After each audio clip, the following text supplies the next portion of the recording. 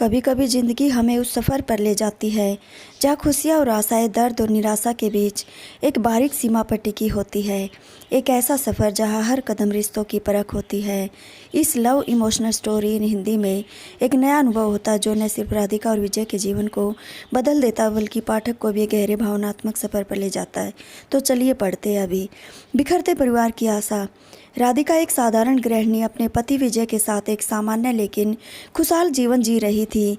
विजय एक सख्त मिजाज का व्यक्ति था, अपनी नौकरी की असुरक्षा से जूझ रहा था जिससे उसका स्वभाव और चिड़चिड़ा हो गया था। राधिका के पहली बार गर्भवती होने की खबर परिवार में एक नई उम्मीद जगाई थी, लेकिन उन्हें क्या पता था कि जल्द ही कुछ ऐसा हो जाएगा जो उनकी दुनिया ही उजाड़ देगा। राधिका को एक दिन बहुत तेज पेट में दर्द उठा और उसे तुरंत अस्पताल ले जाना पड़ता है। वही विजय हॉस्पिटल में डॉक्टर के कमरे के बाहर राधिका इंतजार कर रहा था।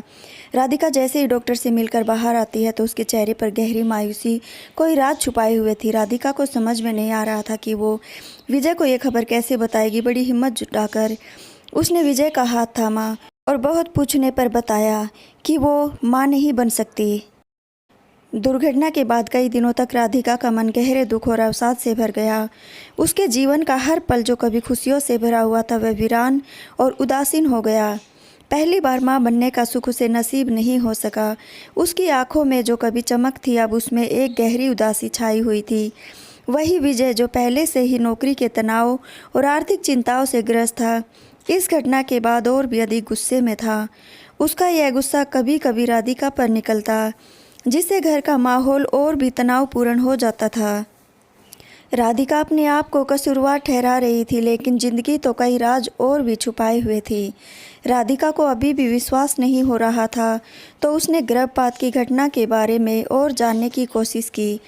एक दिन जब विजय नौकरी पर चले गए तब उसने अपने मेडिकल रिकॉर्ड्स की जांच की और फिर उन दवाइयों की जानकारी एकत्रित की जो विजय उसे दिया करता था। इस दवाइयों में कुछ तो अलग था और अपने एक डॉक्टर दोस्त से पता करने पर उसे पता चला कि विजय जिससे वो सबसे ज़्यादा प्यार करती थी वो उसे जानबूझकर ऐसी दवाइयाँ देता था जो गर्भपात का कारण बन सकती थी। इस खुलासे ने राधिका को एक गहरे सदमे में डाल दिया। वह सोचने लगी कि क्या उसका अपना पति जिस पर उसने इतना भरोसा किया वास्तव में उसके और उसके अजन्मे बच्चे के प्रति इतना क्रूर हो सकता है। यह बात यही ख़त्म नहीं होती। राधिका को ये बात समझ नहीं आ रही थी कि विजय ऐसा क्यों करना चाहता था। यह खुलासा उसके लिए कभी भूचाल से कम नहीं था।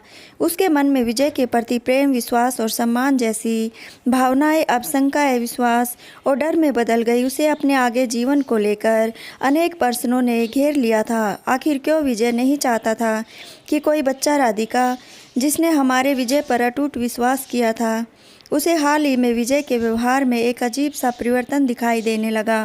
वह अक्सर देर रात तक बाहर रहता और कभी कभी तो उसके कपड़ों पर अजनबी इत्र की खुशबू भी आती। राधिका के मन में विजय के प्रति शंकाएं विश्वास के बीज बो दिए। उसे लगने लगा कि शायद विजय किसी महिला के साथ अफेयर चल रहा है। राधिका ने विजय से इस बात का सामना करने का निर्णय लिया। वह उससे कथित अफेयर के बारे में सवाल करती और तब विजय ने एक अनपेक्षित खुलासा किया। उसने बताया कि उसे देर रात तक बाहर रहने और उसके कपड़ों पर अजीब इत्र की खुशबू आने का कारण उसके एक बीमार मित्र की देखभाल करना था जिसे वह निजी तौर पर मदद कर रहा था। ये सुनकर राधिका को एक तरफ तो समझ नहीं आ रहा था कि वो क्या करे और उसे बहुत बुरा भी बहुत लग रहा था कि उसने विजय को इतना गलत समझा। वहीं दूसरी तरफ उसके मन में अभी भी वो पुराना सवाल खटक रहा था कि आखिर क्यों विजय नहीं चाहता था कोई बच्चा। राधिका को ये बात बहुत खाए जा रही थी कि विजय ने आखिर उसे गलत दवाइयाँ क्यों दी। उससे अब बिल्कुल रहा नहीं गया और उसने साहस जुटाकर विजय से दोबारा सवाल किया, आखिर क्यों तुम नहीं चाहते थे कि मैं माँ बनूं? विजय की आंखें नम हो गई और उनमें एक गहरी उलझन और पश्चाताप की झलक दिखाई दी। उसने गहरी सांस ली और बताया कि उसके पिता ने एक गंभीर आनुवांशिक जेनेटिक बीमारी से पीड़ित होकर अपनी जान दे दी थी, जिसका खतरा विजय को भी था। इस डर से वह अपने बच्चे को भी वही दर्द नहीं दे सकता। उसने राधिका को गर्भपात की दवाइयाँ दे दी थी। राधिका इस खुलासे से स्तंभ रह गई। उसे अपने पति के इस भयानक कृत्य पर गुस्सा आया, लेकिन साथ ही उसके मन में उसके प्रति एक विचित्र सहानुभूति भी जागी। उसने फैसला किया कि विजय को माफ़ नहीं कर सकती, लेकिन उसे इस बीमारी के डर से लड़ने में उसका साथ देगी। विजय ने माफ़ी मांगी और राधिका के साथ अपनी गलतियों को सुधारने का संकल्प लिया। दोनों ने मिलकर विजय की बीमारी का इलाज और जेनेटिक काउंसलिंग करवाई। उन्होंने एक नई शुरुआत की, जहां वे अपने दुखों को पीछे छोड़कर एक नए और स्वस्थ भविष्य की ओर बढ़े। साथ ही दोनों ने फैसला किया कि क्या हुआ अगर वो अपना बच्चा नहीं कर सकते। दुनिया में बहुत अनाथ बच्चे हैं जिन्हें कभी माँ बाप का प्यार नसीब नहीं हुआ। उन्हीं में से एक बच्चे को उन्होंने गोद लिया और उसे अपने बच्चे की तरह ढेर सारा प्यार देकर पाला पोसा। तो दोस्तों, कभी कभी हम कुछ भला करना चाहते हैं, लेकिन न चाहते हुए भी काफ़ी कुछ बुरा हो जाता है। पर ज़िंदगी इसी का नाम है, जो काफ़ी तजुर्बों से भरी है। बस मायने ये रखता है कि क्या हम इनसे कुछ सीख लेते हैं और आगे बढ़ते रहते हैं कि नहीं। क्या आपकी ज़िंदगी में भी कोई इमोशनल इंसिडेंट्स हुए हैं? हमें कमेंट बॉक्स में ज़रूर बताइएगा। धन्यवाद दोस्तों।